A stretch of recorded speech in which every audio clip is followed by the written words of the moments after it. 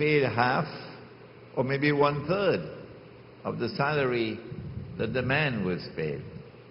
And so she was being exploited, ripped off by a capitalist system that was in search of the cheapest labor, a form of slave labor.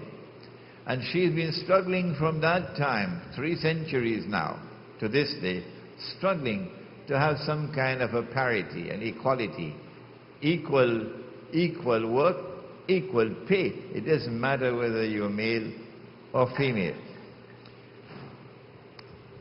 When women leave the homes and go out to work full time, it is an aberration of the subject that you should isolate a single woman who has no husband, no children. That's not the normal woman. Okay? The normal woman is the one who has a husband, and every single woman who comes to the Muslim village and who is not married and who says, I want to be married, we have a duty to find her a husband. Not all men are handsome. No.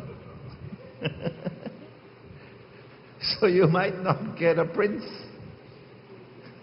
Not all trees are ornamental trees. Wallahu ambatakum min al-ardi nabata, didn't he say so? So, but you'll get a husband.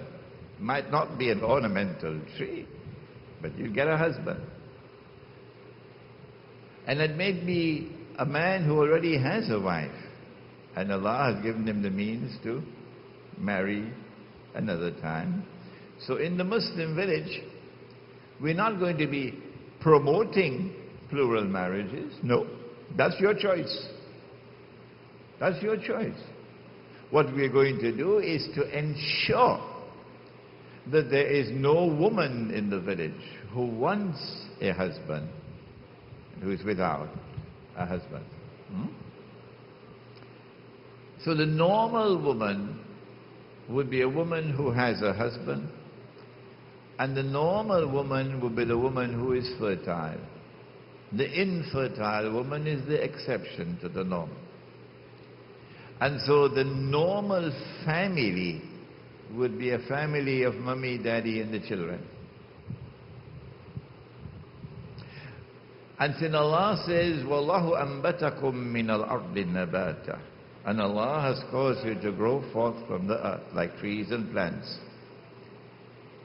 Every farmer knows that you have to put your nursery plants in a safe, sheltered place.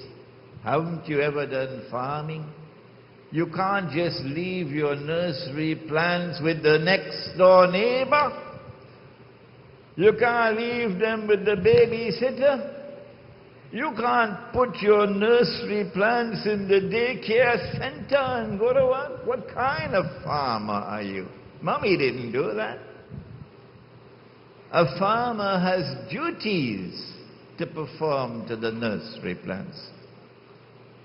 And so the woman who is full-time employed outside of the home and who has children will now fail to perform her normal duties to her children. If she thinks that she has fulfilled her duties to her baby, does the baby have any rights?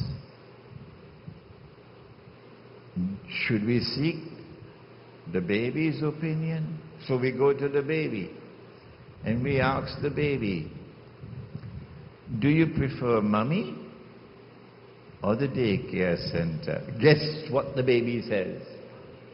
Yeah. When the baby grows up, the baby does not forget. No. The baby remembers that you were negligent to me. I longed for you, I didn't have you. I wanted mommy. I know daddy had to go out to work, but I wanted mommy. And so the baby will pay you back in your own coins one day, when you are now an old woman with a walking stick, and you want to be with your son and your grandchildren.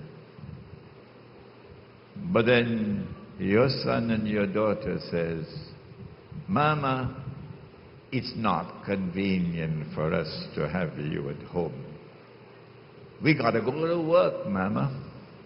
So we're going to have to put you in an adult home.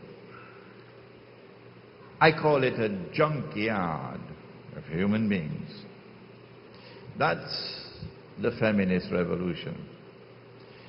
But there are circumstances where, in individual cases, a husband can permit his wife to go out and work full-time, provided that her duties as a wife and a mother are not compromised. And when she goes out to work, you don't go out to work looking like Marilyn Monroe. You don't go out to work to flaunt your beauty. No. وَاللَّيْلِ إِذَا يَغْشَى. The night and that which it shrouds and conceals. You conceal your beauty. You conceal your attraction for your husband. You'll dress in a way which is modest. And when you go out to work, you will dress as a woman, not as a man. I assure you, you're going to be fired within 1 week. Yeah. They don't want you to dress like a woman. They want you to dress like a man. And when you go out to work, you'll have to interact with men, yes. Islam has never prohibited a woman from speaking to a man, but there is a forbidden space in terms of physical contact, and there's a forbidden space in terms of the content of conversation. Next question.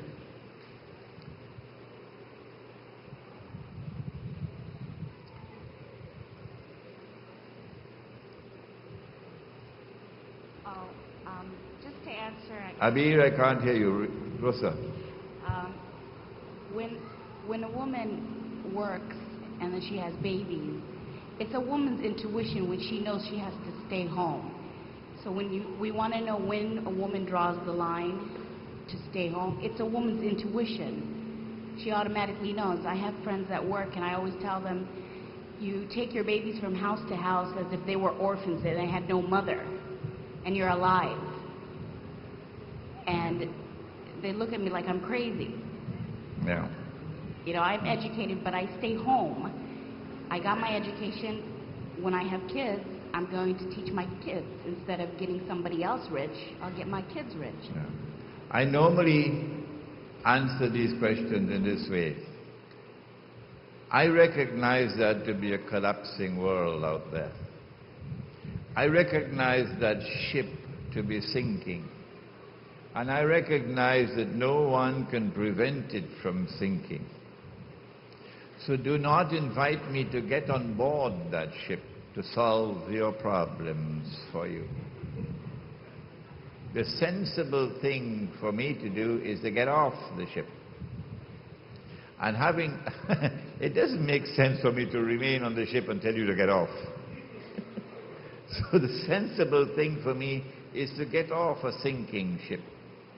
And when I get off the sinking ship, then I invite you to get off as well. That's the Muslim village. And when you come to the Muslim village, then I have a duty to help you to solve your problems. So if you are a woman and a single mother, and the baby's father is not maintaining the baby, we go after him. Karen Eccles is from Brooklyn, and she would tell you, in Brooklyn, you can harass an American woman and get away with it. But don't you dare touch a Muslim woman. Not in Brooklyn. Because if you make the mistake to touch a Muslim woman, all the men are going to turn and pounce upon you like tigers. So in the Muslim village, we're going to go after